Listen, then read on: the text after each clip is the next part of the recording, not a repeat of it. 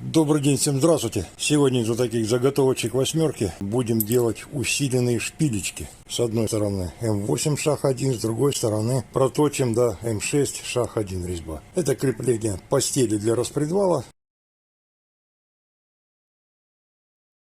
Их надо будет там почти 20 штук, то есть можем считать, что это мелкая серия. И поэтому, чтобы не играться с вот этим вот ключом, и чтобы это было оперативнее, сегодня будем работать при помощи цанги. Вот такая замечательная штука. Вставляем, буквально вот рукой поджимаю, и можно сверлить. Точнее не сверлить, а центровать. И вообще сегодня всю работу буду делать именно в этих цангочках.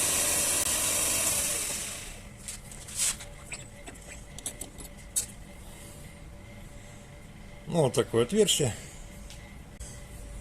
Буквально усилия от руки достаточно.